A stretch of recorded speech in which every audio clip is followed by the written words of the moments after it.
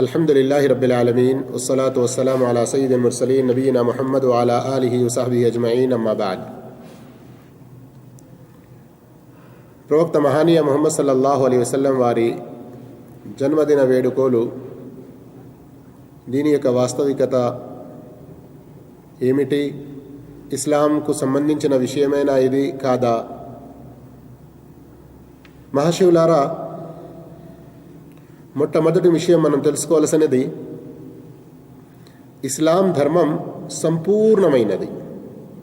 అల్యౌమ అక్మల్తు లకుం దీనకుం అత్మమ్తు అలైకుం నిఅమతి వ రదీతు లకుముల్ ఇస్లామ దీనా అని అల్లాహు తాలా చాలా స్పష్టంగా తెలియజేశాడు.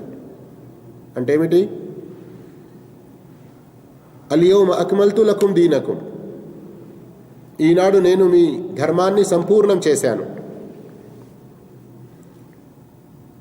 అత్మమ్తు అలైకుం నిఅమతి, మరియు నా అనుగ్రహాన్ని మీపై పరిపూర్ణం చేశాను. వరదీతు లకుముల్ ఇస్లామ దీనా, మరియు మీ కొరకు ధర్మంగా ఇస్లాంను ఇష్టపడ్డాను. ఈనాడు మీ ధర్మాన్ని నేను సంపూర్ణం చేశాను అంటే ఏనాడు? అది ప్రవక్త మహానీయ ముహమ్మద్ సల్లల్లాహు అలైహి వసల్లం వారి మరణానికి ఇంచుమించు ఒక 80-83 రోజుల క్రితం ప్రవక్త సల్లల్లాహు అలైహి వసల్లం పై ఈ ఆయత్ అవతరింప చేయబడినది. అయితే ఇస్లాం ధర్మం సంపూర్ణమైనది అని ఏదైతే మనం అంటున్నామో, ఈ ఆయత్ దానికి ఒక ఆధారంగా, నిదర్శనగా తెలుసుకున్నామో, దీని భావం ఏమిటి? ధర్మం పేరుతో ఇక ఏ విషయం కూడా మనం ఇందులో చేర్చలేము. ఇమాం మాలిక్ రహమతుల్లాహి అలైహి చెప్పినట్లు, ప్రవక్త సల్లల్లాహు అలైహి వసల్లం మరణానికి ముందు ఏ విషయమైతే దీనిలో లేనిదో అది ఇప్పుడు దీనిలో లెక్కించబడదు, ధర్మంలో లెక్కించబడదు. మరియు ధర్మంలో ఉన్న ఏ విషయాన్ని కూడా తీసివేయడానికి కూడా మనకి ఎలాంటి అర్హత లేదు. రెండు విషయాలు మనం అర్థం చేసుకోవాలి. ధర్మం సంపూర్ణమైనది అని అన్నదానికి భావం రెండు రకాలుగా. ఒకటి, ఇందులో అదనంగా మనం ఏది చేర్చలేము. అరే, ఇది కూడా చాలా మంచిగా ఉంది కదా, దీన్ని కూడా ధర్మంగా భావిస్తాము, ఇది కూడా మనం ఆచరిస్తాము, ఇలా కూడా చేస్తాము, ఇది కూడా ధర్మంగా పుణ్యంగా ఉంటుంది మనకు, ఇలా చెప్పలేము మన ఇష్టానుసారం. అలాగే అల్లాహు తాలా మరియు ప్రవక్త ముహమ్మద్ సల్లల్లాహు అలైహి వసల్లం ఏ విషయాన్ని ధర్మంలో తెలిపారో అందులో నుండి ఏ విషయాన్ని కూడా మనం మినహాయించలేము, తీసివేయలేము. ఆ అర్హత కూడా మనకు లేదు. ఇంకా మహాశివులారా, ఇందులో మనం తెలుసుకోవాల్సిన రెండో విషయం ఏమిటంటే, ఇస్లాం ధర్మం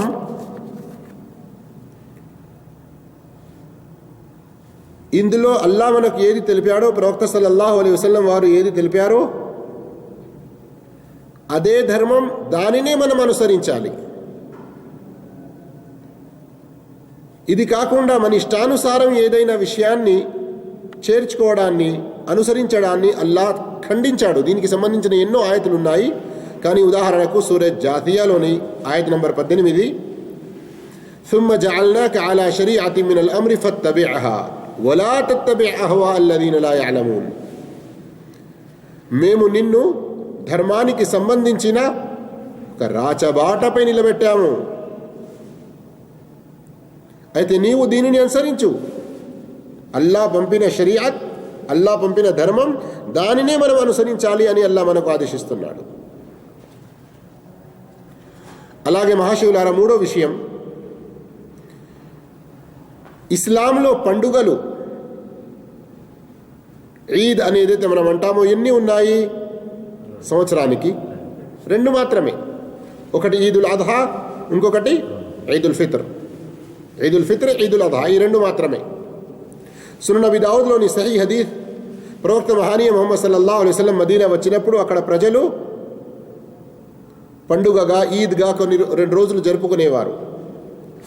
ప్రవక్త సల్లల్లాహు అలైహి వసల్లం వారి ఆ 2 రోజులను పండుగగా జరుపుకోకూడదు అని, వారిని ఆ 2 రోజులను పండుగగా జరుపుకోవడాన్ని నిషేధించి, రద్దు చేసి, కద్ అబ్దలకుముల్లాహు బిహిమా ఖైరం మిన్హుమా, అల్లాహు తాలా మీ కొరకు ఆ 2 రోజుల కంటే మరీ ఉత్తమమైన వేరే 2 రోజులు మీకు ప్రసాదించాడు, వాటిని మీరు పండుగగా జరుపుకోండి, ఈద్గా జరుపుకోండి అని తెలిపారు. ఆ 2 ఏమిటి? ఈదుల్ ఫిత్ర్ మరియు ఈదుల్ అద్హా.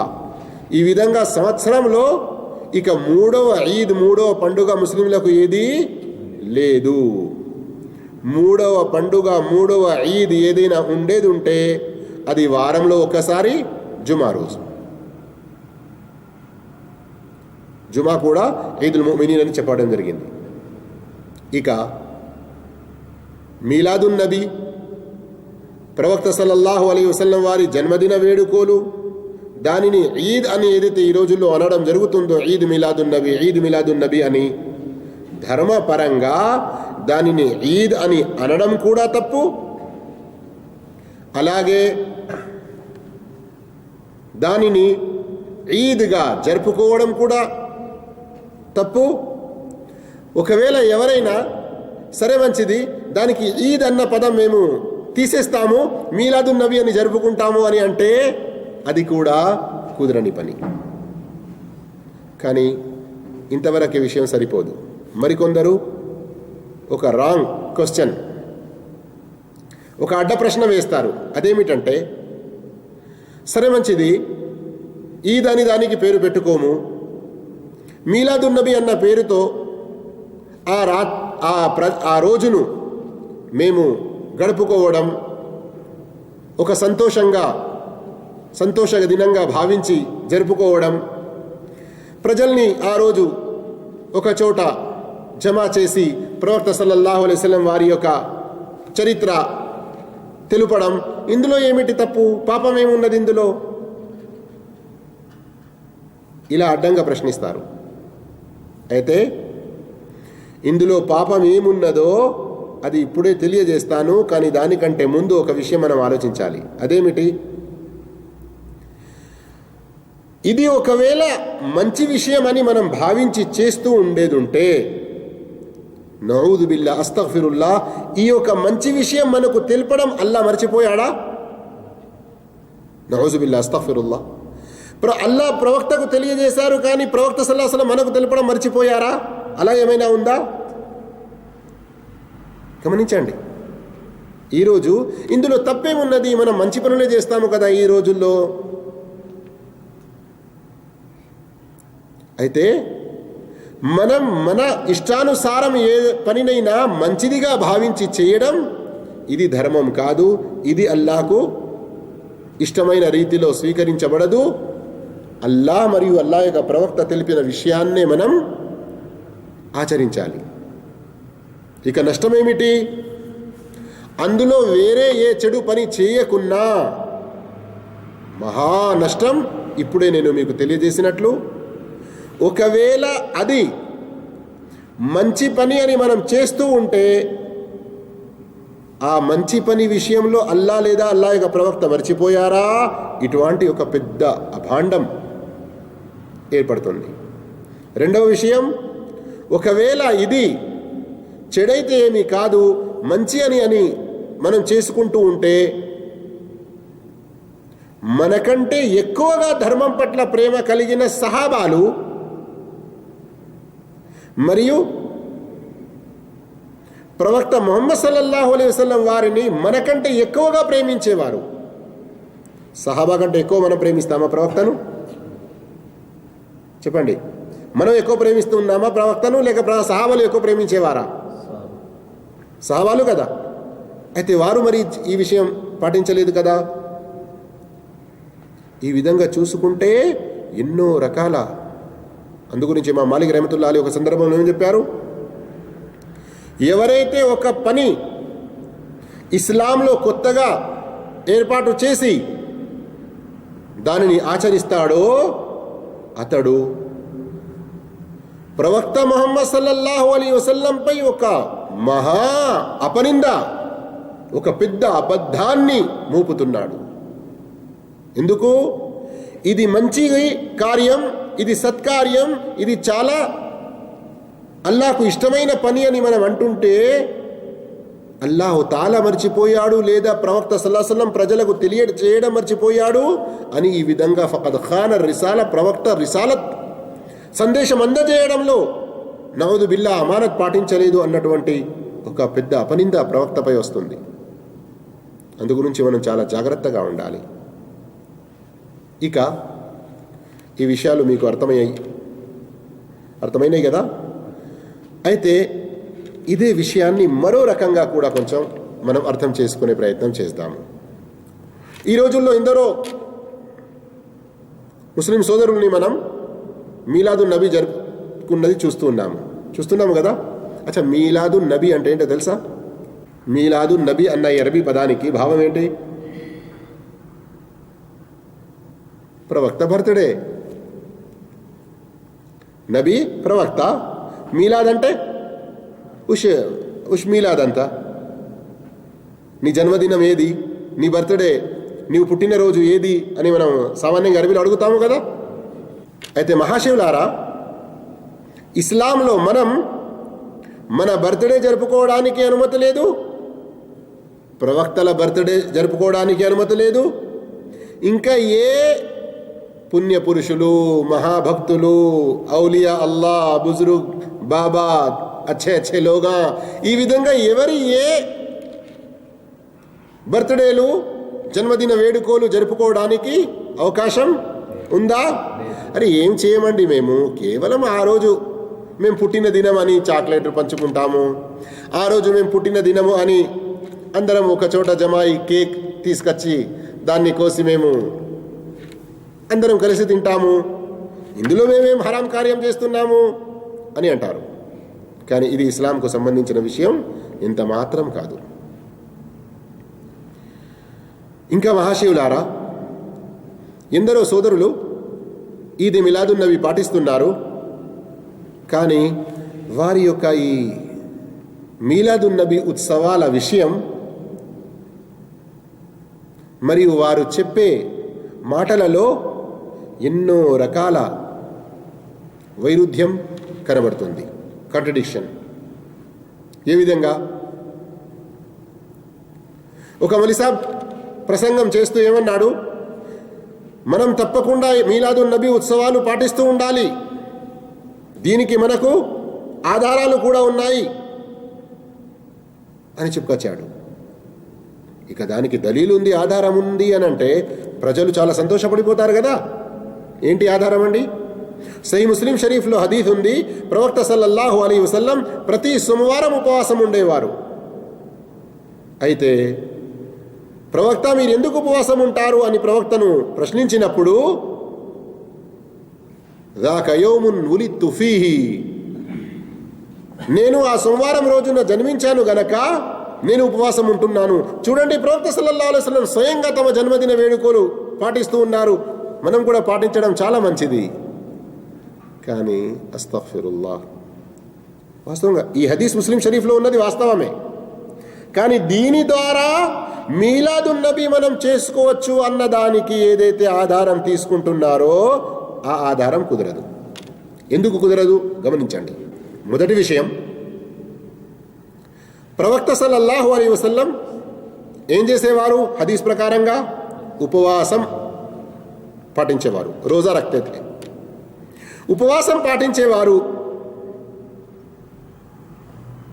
మరి ఈ రోజుల్లో ఏం చేస్తున్నారు? మీలాదున్ నబీ అని ఏదైతే ఉత్సవాలు జరుపుకుంటున్నారో ఉపవాసమే పాటిస్తున్నారా? కేవలం విరుద్ధమా లేదా? రెండో రకంగా చూసుకోండి, ఈద్ మిలాదున్ నబీ అని ఉత్సవాలు జరుపుకుంటున్నారు. మరి ఈద్ రోజున ఉపవాసం ఉండవచ్చా? వేరే ఒక హదీస్లో ఉంది, అది కూడా సహీ హదీస్. ఎవరైతే సహీ బుఖారీ ముస్లింలలో వచ్చి ఉంది, ఎవరైతే పండుగ రోజు ఉపవాసం ఉంటారో వారు ప్రవక్త ముహమ్మద్ సల్లల్లాహు అలైహి వసల్లం వారికి అవిధేయులు, నాఫర్మాని చేసేవాళ్ళు. అయితే ఇక చెప్పండి, ఈద్ అని అంటున్నారు, ప్రవక్త ఉపవాసం ఉండే ఆ హదీసు ద్వారా దలీల్ తీసుకుంటున్నారు. మరి ఈద్ రోజున, పండుగ రోజున ఉపవాసం ఉండరాదు. మరి ప్రవక్త సల్లల్లాహు అలైహి వసల్లం నౌజుబిల్లా అస్తగ్ఫిరుల్లా అస్తగ్ఫిరుల్లా అస్తగ్ఫిరుల్లా ప్రవక్త స్వయంగా పండుగ రోజు ఉపవాసం ఉండరాదు అని పండుగ రోజు ఉపవాసం ఉన్నారా? ఇది మిలాదున్ నబీ అని అంటున్నారు కదా. ఇంకా మూడో రకంగా దీన్ని ఆలోచించండి. ప్రవక్త సల్లల్లాహు అలైహి వసల్లం ప్రతి సోమవారం అంటే సోమవారం సంవత్సరంలో ఒకసారి వస్తుందా? వారంలో ఒక్కసారి. అయితే వారంలో ఒక్కసారి వచ్చేదాన్ని ఉపవాసం పాటించే దానిని వదిలేశారు. సంవత్సరంలో ఒక్కసారి ఈద్ మిలాదున్ నబీ అని జరుపుకుంటున్నారు. ఇది ఎక్కడ కుదురుతుంది? గమనించండి. ఈ రకంగా చూసుకుంటూ పోతే నాలుగో విషయం గమనించండి. అదేమిటి? సామాన్యంగా ఎవరైతే మీలాదున్ నబీ ఉత్సవాలు జరుపుకుంటూ ఉంటారో, సామాన్యంగా మీలాదున్ నబీ ఉత్సవాలు ఎవరు జరుపుతారు? తమకు తాము మేము ముకల్లిదులం, ఎవరైనా ఒక ఇమామును పట్టుకోవాలి, ఏవైనా ఒక ఇమాము యొక్క తక్లీద్ తప్పకుండా చెయ్యాలి అని అంటూ ఉంటారు కదా. అలాంటి వారే మరొక విషయం ఏమంటారు? వారిలోని పండితులు కూడా, అల్లా మనందరికీ హిదాయత్ ఇవ్వుగాక, వారిలోని పండితులు కూడా ఏమంటారు? మేము ఇజ్తిహాద్ చేయడానికి ఖురాన్ హదీస్ ద్వారా విషయాలు గ్రహించడానికి, మన ముందు ఉన్న సమస్యలకు ఖురాన్ హదీస్ ద్వారా పరిష్కారం వెతకడానికి మాకు అనుమతి లేదు. మేము ఏ ఇమాం యొక్క తక్లీద్ పాటిస్తున్నామో ఆ ఇమాం ఏం చెబితే అదే మేము చేయాలి. అయితే అటువైపున తప్పకుండా తక్లీదును పాటించాలి అని అంటారు. ఇటు ఈద్ మిలాదున్ నబీ వచ్చినప్పుడు స్వయంగా వారే దలీళ్ళు ఇచ్చుకుంటూ పోతూ ఉంటారు. మరి ఇమాముల విషయం చూస్తే ఏ ఒక్క ఇమాం కూడా మీలాదున్ నబీ చేయాలని చెప్పలేదు. విషయం అర్థమవుతుందా? నమాజ్ విషయానికి వస్తే ఉదాహరణకు, ఎందుకు మీరు ఇలా నమాజ్ చేస్తున్నారు, ప్రవక్త యొక్క విధానం ఇది కదా అంటే, లేదు మేము ఫలానా ఇమాంను అనుసరిస్తాము, హమ్ ఫులా ఇమాంకే ముకల్లిద్ హై, ఈ విధంగా అంటారు. ఇక మీలాదున్ నబీ వచ్చే విషయం వచ్చేసరికి స్వయంగా ఎన్నో దలీల్ ఆధారాలు వెతుకుతూ బయటికి తీసుకొస్తారు. ఈ రకంగా కూడా ఇంకా మహాశివులారా మరికొందరు ఏమంటారో తెలుసా? మీరు ఈద్ మిలాదున్ నబీ చేయవద్దు అంటారు కదా. ఈద్ మిలాదున్ నబీ చేయవద్దు అని ఎక్కడైనా దలీల్ ఉందా? చూపించండి.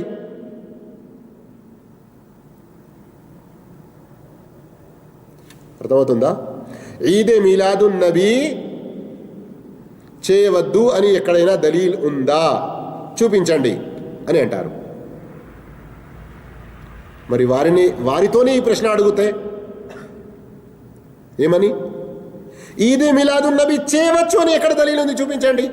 ఈద్ మిలాదున్ నబీ అన్న పదాలతో ఎక్కడ లేదు హదీసులలో. సోమవారం రోజు ఉపవాసం ఉండేవారు ప్రవక్త, హదీస్ ఏదైతే వచ్చి ఉందో దాని ద్వారా దలీల్ తీసుకుంటున్నారు. ఇంకా వేరే ఇలాంటి దలీలు నేను చూపిస్తాను ఇన్షాల్లా. అందులో కూడా భావం వారు తప్పుగా ఎలా తీసుకుంటున్నారు. అయితే ఈద్ మిలాదున్ నబీ చేయకూడదు అని దలీల్ మాతోనే అడుగుతున్నారు. అది మేమే అడిగినప్పుడు ఈద్ మిలాదున్ నబీ చేయవచ్చు అని ఎక్కడ దలీల్ ఉంది? చూపించండి అంటే వారి వద్ద ఎలాంటి సమాధానం లేదు. ఈద్ మిలాదున్ నబీ చేయవచ్చు అని ఎక్కడ దలీల్ లేదు. ఇక మాట వచ్చింది గనక ఇక్కడ ఒక విషయం మీరు గమనించాలి. అదేమిటంటే ఆరాధనలు, ఇబాదాత్, వీటిలో దలీల్ ఆధారం చెయ్యడానికి ఉండాలి. ప్రవక్త ఇలా చేశారు, అల్లా ఇలా ఆదేశించాడు, ప్రవక్త సల్లల్లాహు అలైహి వసల్లం ఇలా తెలిపారు అని చెయ్యడానికి ఆధారం ఉండాలి, చెయ్యకూడదు అన్నదానికి కాదు. మరియు ఏ విషయం చెయ్యమని ఉందో అది మాత్రమే మనం చెయ్యాలి. ఏ విషయం ప్రస్తావన లేదో దానిని చేయకూడదు. ఎందులో? ఇది ఇబాదాతులో, ఆరాధనల్లో. ఉదాహరణకు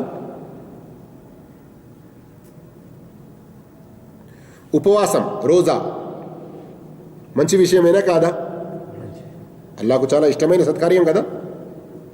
రమదాన్లో ఇది ఫర్జ్, విధి. ఎవరైనా ఒకరు వచ్చి ఇస్లామీయ ప్రకారం 4వ నెల రబీఉల్ ఆఖర్, ఇందులో కూడా మనం ఇన్ని రోజుల ఉపవాసం ఉంటే మనకు ఇలాంటి లాభాలు అని చెప్తే దానిని మనం ఒప్పుకోవచ్చా? ఎక్కడుంది ఆధారం? చూపించు. ఇప్పుడు ఆ మనిషి మళ్ళీ రబీఉల్ అవ్వల్లోని ఈ మాసంలో ఉపవాసాలు ఉండకండి అని ప్రవక్త ఎక్కడైనా చెప్పారా అని మనకు అడ్డ ప్రశ్న వేస్తే ఆ ప్రశ్నయే తప్పు అక్కడ. అర్థమైందా? ఉదాహరణకు నమాజ్ విషయం తీసుకోండి. నమాజ్ విషయం 5 పూటల నమాజులు విధి అని మనకు తెలుసు కదా. ఇవి కాకుండా ఫర్జ్ నమాజుల కంటే ముందు సున్నతులు, ఫర్జ్ నమాజుల కంటే తర్వాత సున్నతులు, నఫీల్ నమాజులు, ఇంకా వేరే చాష్త్, సలాతుల్ ఇస్తిస్కా వర్షం గురించి నమాజ్, సలాతుల్ కుసూఫ్ సూర్యగ్రహణ చంద్రగ్రహణ నమాజులు, జుమ్మా నమాజ్, ఈ విధంగా ఎన్నో రకాల నమాజులు ఉన్నాయి కదా. వాటన్ని వివరాలు వచ్చి ఉన్నాయి కదా. ఇప్పుడు ఎవరైనా ఒక వ్యక్తి వచ్చి 15వ తారీఖు షాబాను రాత్రి ఎవరైనా 100 రకాతుల నమాజులు చేసి ప్రతి ఒక్క రకాతులో 10 సార్లు కుల్ హువల్లా చదవాలి సూర ఫాతిహా తర్వాత అని ఈ విధంగా ఒక పద్ధతి మనకు నేర్పితే మనం ఏమి అడుగుతాము? నమాజ్ మంచి విషయమే, కానీ ఈ విధంగా ఒక తారీఖు ముకర్రర్ చేసి ఒక పద్ధతి నిర్ణయించి నువ్వు ఏదైతే చెబుతున్నావో దానికి ఏమిటి ఆధారం? 15 తారీఖు షాబానున్న ఈ రకంగా నమాజ్ చేయవద్దు అని ఎక్కడ దలీలు ఉంది చూపించు అని అంటే అతని ఆ ప్రశ్నయే అడ్డ ప్రశ్న. అలా అడగడమే తప్పు. ఇప్పుడు మాట అర్థమైంది కదా. ఇంతకంటే మరొక చిన్న ఉదాహరణ ఇచ్చేసి నేను ఇక ముందుకెళ్తాను. అదేమిటి? ప్రతిరోజు మనం అజాన్ వింటున్నాము కదా. అజాన్ యొక్క చివరి పదాలు ఏంటి చెప్పండి? అల్లాహు అక్బర్, అల్లాహు అక్బర్, లా ఇలాహా ఇల్లల్లాహ్. సామాన్యంగా మనం వుజూ చేసుకున్న తర్వాత కానీ తషహుదులో కానీ వేరే సందర్భాల్లో అవ్వల్ కలిమా తయ్యిబ్ ఏమంటాము? తర్వాత లా ఇలాహా ఇల్లల్లాహ్, లా ఇలాహా ఇల్లల్లాహ్ ముహమ్మద్ రసూలుల్లాహ్. మన చిన్నప్పుడు వినేవాళ్ళం కదా, చదివేవాళ్ళం కదా. ఆ 6 కలమాల యొక్క వాస్తవికత మరి ఎప్పుడైనా తెలియజేస్తాను ఏంటి అనేది, దానిలో ఉన్న బిదతులు ఏంటి అది మరి ఎప్పుడైనా తెలుసుకోండి. కానీ ఇక్కడ అవ్వల్ కలిమా తయ్యిబ్ అని మనలో చాలా ఫేమస్ ఉంది. చిన్నప్పటి నుండి మనం నేర్చుకుంటూ వస్తాము. లా ఇలాహా ఇల్లల్లాహ్ ముహమ్మదు రసూలుల్లాహ్ కదా. ఇప్పుడు ఎవరైనా అజాన్ తర్వాత చివరిలో అల్లాహు అక్బర్, అల్లాహు అక్బర్, లా ఇలాహా ఇల్లల్లాహ్ ముహమ్మదుర్ రసూలుల్లాహ్ అని అంటే మంచిదేనా? ఎందుకు మంచిది కాదు అని అంటున్నాం కదా. మనం ధర్మం కాదు అని అంటున్నాం కదా. అయితే ముహమ్మదుర్ రసూలుల్లాహ్ ఈ పదం తప్ప కాదు. ఇక్కడ ఏమంటాము మనం? ప్రవక్త ఇంతే మనకు నేర్పారు. ఇక్కడ అజాన్లో లా ఇలాహా ఇల్లల్లాహ్ ముహమ్మదు రసూలుల్లాహ్ వేరే సందర్భాల్లో చదువుతాం. మనం వుజూ చేసిన తర్వాత అషహదు అల్లా ఇలాహా ఇల్లల్లాహ్ అషహదు అన్న ముహమ్మదన్ అబ్దుహు రసూలుహు అని చదువుతాము. తషహుద్లో ఉన్నప్పుడు కూడా మనం వాలా ఇబాదిల్లాహి సాలిహీన్ అషహదు అల్లా ఇలాహా ఇల్లల్లాహ్ అషహదు అన్న ముహమ్మదన్ రసూలుల్లాహ్ అవన్నీ ఎక్కడ చదువుతాము. ఎక్కడ ఏ విధంగా నేర్పారో అక్కడ అలా చదువుతాము. కానీ అజాన్ తర్వాత ఇక్కడ మనకి ఏం నేర్పబడింది? కేవలం లా ఇలాహా ఇల్లల్లాహ్ మీద చదివి అజాన్ ఆపేసేయాలి. ఇప్పుడు ఎవరైనా వచ్చి వడ్డ ప్రశ్న అడిగితే, అరే నేను ముహమ్మద్ రసూలుల్లాహ్ కూడా అంటానయ్యా, ఎక్కడైనా ఉందా హదీసులో ముహమ్మద్ రసూలుల్లాహ్ చెప్పొద్దు అజాన్ చివరిలో అని అంటే ఏమంటాము? నీ ప్రశ్నయే తప్పు. ఇక్కడ అర్థమైంది కదా. ఆరాధనల్లో ప్రవక్త ఎలా చేశారు, ఎలా చేయాలని చెప్పారు, ఎలా చేయాలని అనుమతించారు, లేదా అల్లాహ్ ఎలా మనకు ఆదేశించారు అలాగే చేయాలి. కానీ వివిధ జీవితంలోని విషయాలు ఏవైతే ఉన్నాయో ముఆమలాత్ అని దేనినైతే జరుగుతుందో, పెళ్లిళ్ళు కానీ ఇంకా వ్యాపారాలు కానీ లావాదేవీలు కానీ, ఇవన్నిటిలో భోజనాలు తినే త్రాగే విషయాల్లో, దుస్తులు ధరించే విషయాల్లో, ఇవన్నీ విషయాలు ఏవైతే ఉన్నాయో ఇందులో నహి, ఇలా చేయకూడదు, ఇలా చేయకూడదు. పురుషులు చీలమండలానికి కిందిగా డ్రెస్ తొడగకూడదు. భోజనం చేసేటప్పుడు ఆనుకొని టేకా తీసుకొని తినకూడదు. ఈ విధంగా ఏ విషయాల నుండి మనల్ని నివారించడం జరిగిందో వాటికి మనం దూరంగా ఉండాలి. అవి తప్ప మిగతావన్నీ కూడా హలాల్గా పరిగణించడం జరుగుతుంది. వఖద్ ఫస్సల లకుమ్ మా హర్రమ అలైకుమ్, ఇంకా వేరే ఎన్నో ఆయతులు ఉన్నాయి, హదీసులు కూడా ఎన్నో ఉన్నాయి. అయితే రండి, ఇక చాలా దూరం వెళ్ళిపోలేదు. ఈద్ మిలాదున్ నబీ విషయం ఏదైతే ఉందో దాని విషయంలో కూడా ఈద్ మిలాదున్ నబీ చేయకూడదు అని దలీలు ఎక్కడ ఉంది చూపించండి అని అడగడానికి హక్కు లేదు. ఎందుకంటే ఈ ప్రశ్నే తప్పు. ప్రవక్త ఎక్కడ చేశారు? ప్రవక్త సల్లల్లాహు అలైహి వసల్లంకి 40 సంవత్సరాల వయసులో ప్రవక్త పదవి లభించినది. ఆ తర్వాత 23 సంవత్సరాలు ఈ లోకంలో జీవించారు. ఆ తర్వాత సహాబాలు ఇంచుమించు 100 సంవత్సరాల వరకు ఉన్నారు. చివరి సహాబీ 110లో చనిపోయారు. ఆ తర్వాత తాబెయీన్ కాలం, ఆ తర్వాత తాబెయీన్ కాలం. సహీహ్ బుఖారీలో వచ్చిన హదీస్ ప్రకారంగా ఖైరుల్ ఖురూని ఖర్నీ సుమ్మ అల్లదీన యలూనహుం సుమ్మ అల్లదీన యలూనహుం, నా కాలం, నా తర్వాత వచ్చే కాలం, ఆ తర్వాత వచ్చే కాలం, సర్వకాలాల్లో అతి ఉత్తమమైన కాలాలు ఇవి 3 అని ప్రవక్త సల్లల్లాహు అలైహి వసల్లం వారు తెలిపారు. అలాంటి ఉత్తమమైన కాలంలో ఈ బిదాత్ లేనే లేదు. అందుగురించి మహాశయులారా, ఇది మంచి కార్యమే కదా, ఎందుకు చేయకూడదు, ఇలాంటి ప్రశ్నల్లో మనం పడే అవసరం లేదు. ప్రవక్త గారు చేశారా? సహాబాలు చేశారా? సహాబాలను అనుసరించిన వారెటువంటి తాబెయీన్లు చేశారా? ఈ విషయం మనం చూడాలి. మరొక విచిత్రమైన విషయం అదేమిటంటే కాంట్రడిక్షన్. ఎవరైతే సామాన్యంగా మీలాదున్ నబీ జరుపుకుంటూ ఉంటారో ఏ తారీఖున జరుపుకుంటారు? తారీఖు తెలియదా? 12 రబీఉల్ అవ్వల్ కదా. ఈ తారీఖు అని మనం ఏదైతే అంటామో డేట్, ఇవి ఎప్పటి నుండి ఉన్నాయి? ఎప్పటి నుండి? భూమి ఆకాశాలు సూర్య చంద్రాలు అప్పటి నుండి, అవును కదా. ఇన్న ఇద్దత షుహూరి ఇందల్లాహి 12 షహరన్ ఫీ కితాబిల్లాహి సూర తౌబాలోని ఆయత్. అయితే మీలాదున్ నబీ జరుపుకునే వాళ్ళల్లో అధికులు ఇంచుమించు అందరూ ప్రవక్త గారి గురించి ఒక మాట వారి వద్ద ఏమున్నదంటే, నౌజుబిల్లా అస్తగ్ఫిరుల్లాహ్, ఒక హదీస్ అని వారు అంటారు, కానీ హదీస్ కాదు అది. అవ్వలు మా ఖలకల్లాహు నూరి,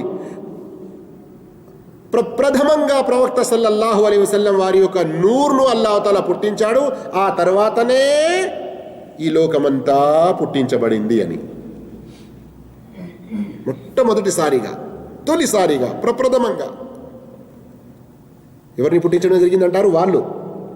సహీ హదీస్ లేదు దానికి, కానీ వారు చెప్పే ప్రకారంగా ఎవరిని పుట్టించడం జరిగింది? ప్రవక్త గారి నూర్ను. అంటే వారి ప్రకారంగా ప్రవక్త అందరికంటే మొదటిసారిగా పుట్టించబడ్డారు. అంటే మీ విశ్వాస ప్రకారం ప్రవక్త పుట్టినప్పుడు సూర్య చంద్రులు లేవు, భూమి ఆకాశాలు లేవు, పగలు రాత్రి అనేదే లేదు, డేట్ అన్నదే లేదు. మరి ఒక డేట్ ఫిక్స్ చేసుకొని ఎందుకు మళ్ళీ బర్త్డేలు జరుపుకుంటున్నారు? అర్థమైందా లేదా విషయం? మీ విశ్వాస ప్రకారం అందరికంటే ముందు ఎవరు పుట్టారు? ప్రవక్త యొక్క నూరు. అప్పుడు సూర్య చంద్రాలు, ఈ నక్షత్రాలు, ఈ లోకమే లేదు. మరి తారీఖ్ అన్న విషయం, డేట్ అన్న విషయం భూమి ఆకాశాలు పుట్టి సూర్య చంద్రాల తర్వాత కదా.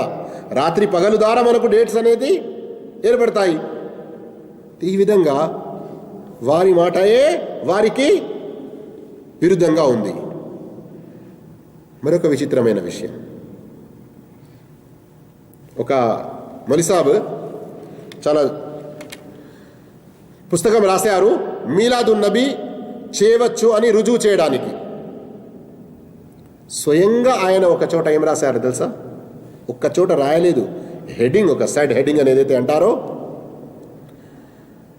ఖులఫాయ్ రాషిదీన్ మరియు సహాబాల కాలంలో మీలాదున్ నబీ జరుపుకోకపోవడానికి కారణాలు.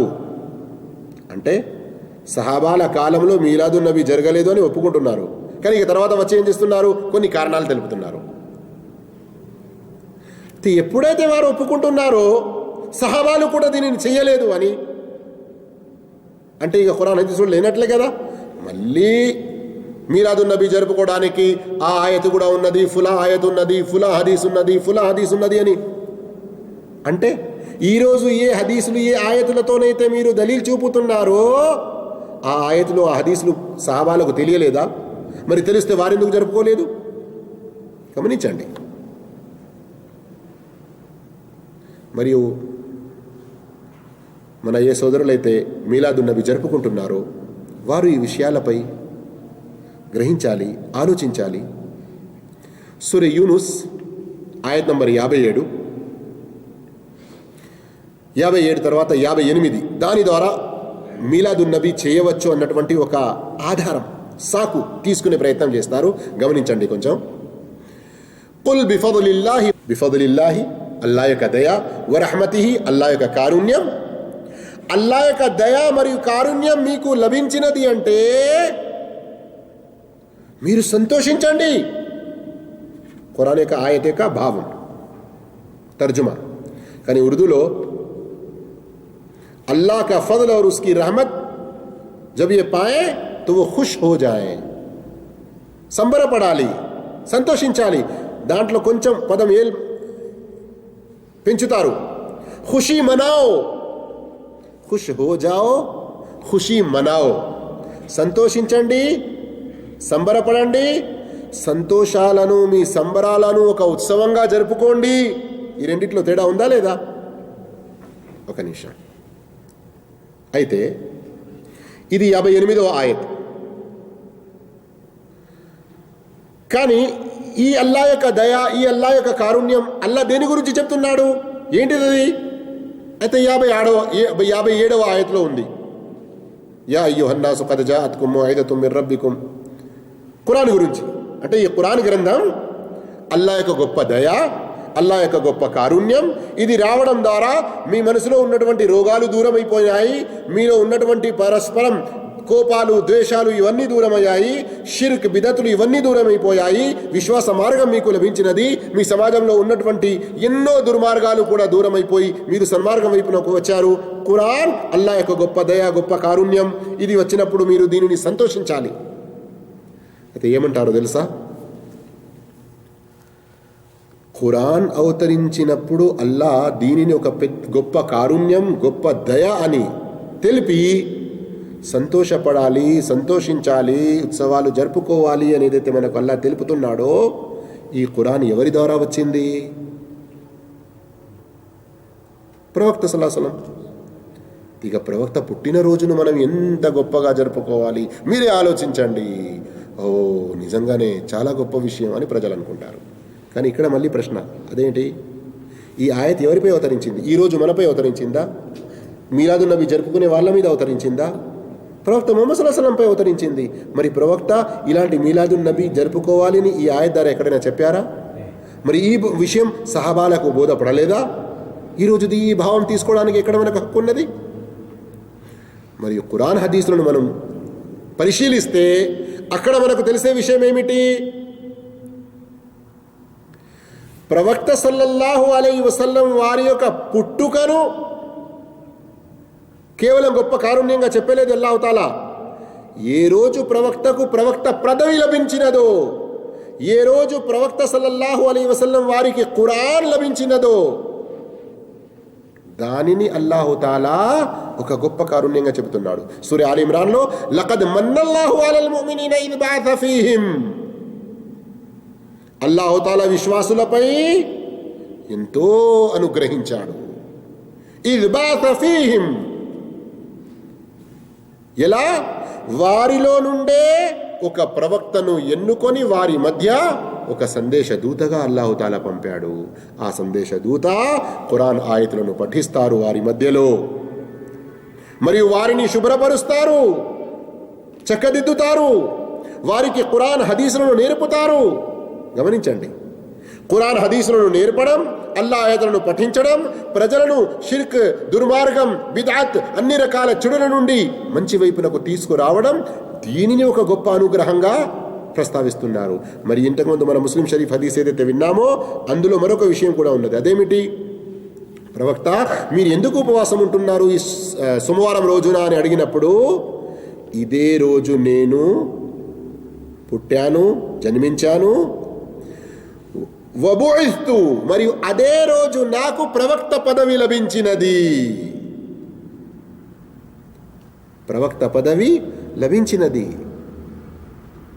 అయితే ఈ ప్రవక్త పదవి లభించడం, ప్రవక్త పదవి లభించి మనకు ఏ సన్మార్గం అయితే లభించినదో ఇది చాలా గొప్ప విషయం. అందుగురించి సోదరులారా, ఈ విధంగా మనం ఆలోచిస్తూ పోతే, గ్రహిస్తూ పోతే ఎన్నో విషయాలున్నాయి. చివరికి ఒక సంక్షిప్తంగా, ఇంతకుముందు కూడా కొన్ని సంవత్సరాల క్రితం మీలాదున్ నబీకి సంబంధించిన ఒక తెలుగులో టాపిక్, ఒక ప్రసంగం చేశాను. అందులో ఈ బిదాత్ ఎప్పుడు స్టార్ట్ అయింది అది కూడా వివరంగా తెలియజేశాను. కానీ మన అఖండ భారత్లో, అంటే పాకిస్తాన్, బంగ్లాదేశ్ ఇదంతా విడిపోక ముందు సంగతి గురించి, అప్పుడు తొలిసారిగా మన ఏరియాలో, భారతదేశంలో ఈ మీలాదున్ నబీ యొక్క జులూస్ ఏదైతే వెళ్తుందో ఆ జులూస్ 5 జూలై 1933లో స్టార్ట్ అయింది అని, ఇది మీలాదున్ నబీ యొక్క జులూస్ ఏదైతే వెళ్తుందో అది 5 జూలై 1933లో మన ఇండియాలో స్టార్ట్ అయింది. అప్పుడు బ్రిటిష్ గవర్నమెంట్ పరిపాలన అక్కడ జరుగుతుంది. వారి నుండి దీని గురించి ప్రత్యేకమైన లైసెన్స్ తీసుకొని వారు కొందరు దీనిని చేశారు. దీనిని ఇలా జరుపుకోవడానికి కారణం ముఖ్యంగా ఏంటో తెలుసా? పండితులు కాదు దీనిని స్టార్ట్ చేసిన వారు, క్రైస్తవులు, ఇంకా వేరే మతస్థులు వారి మత పెద్దల జన్మదిన వేడుకలు జరుపుకుంటుంటారు కదా. క్రిస్మస్ అని కానీ, గాంధీ జయంతి అని కానీ, ఇంకా అంబేద్కర్ గారు జన్మించిన జన్మదినం కానీ, ఇంకా వేరే ఎన్నో రకాలుగా ఎందరో పెద్దలు మహానుభావుల జన్మదిన వేడుకలు జరుగుతూ ఉంటాయి. వాళ్ళందరూ వారి యొక్క జన్మదిన వేడుకలు జరుపుకుంటున్నప్పుడు మనం ప్రవక్త ముహమ్మద్ సల్లల్లాహు అలైహి వసల్లం కంటే గొప్పవారు ఎవరు? వారి యొక్క జన్మదిన వేడుకలు మనం ఎందుకు జరుపుకోకూడదు? మనం ఆ రోజున ఎందుకు జులూస్ తీయకూడదు? ఇలాంటి ఆలోచన వారిలో వచ్చి ఇలాంటి ఒక బిదాత్కు వారు ఒక పునాది నాటారు. అప్పటి నుండి ఇది మొదలైంది ఈ ఏరియాలో. మరి ఇక్కడ మనం ప్రవక్త సల్లల్లాహు అలైహి వసల్లం వారి హదీసును గ్రహించాలి. మన్ తషబ్బహ బికౌమిన్ ఫహువ మిన్హుమ్. ఎవరైతే ఇతర జాతుల, ఇతర మతస్థుల, ఇతర ధర్మాలను అనుసరించే వారి యొక్క పోలికను అవలంబిస్తాడో వారి గతి వారితోనే అయిపోతుంది. అల్లాహు అక్బర్, అస్తగ్ఫిరుల్లాహ్. ఇది ఇష్టమైన మనలో ఎవరికైనా? అల్లాహ్ ఏమంటున్నాడు మనకు? వలా తమూతున్న ఇల్లా వఅంతుం ముస్లిమూన్. మీకు చావు వచ్చినా కానీ ఇస్లాంపై కల్మా చదువుతూ ఇస్లాం ప్రకారంగా మీ చావు రావాలి. అంటే సచ్చే పర్యంతరం మీరు ఇస్లాంపై జీవించాలి. అందుగురించి బర్త్డేలు జరుపుకోవడం, అది ప్రవక్త బర్త్డే కానీ, స్వయంగా మన బర్త్డేలు కానీ, ఇంకా వేరే ఏ విషయాలు కానీ, ఇస్లాంకు వీటికి ఎలాంటి సంబంధం అనేది లేదు. ఇందులో మనకు పుణ్యం లభించదు, పాపం అవుతుంది. అల్లా వీటన్నిటి ఇలాంటి బిదతుల నుండి, దురాచారాల నుండి మనందరినీ కూడా కాపాడుగాక. జజాకుముల్లాహు ఖైరా. వస్సలాము అలైకుం వరహమతుల్లాహి వబరకాతుహు.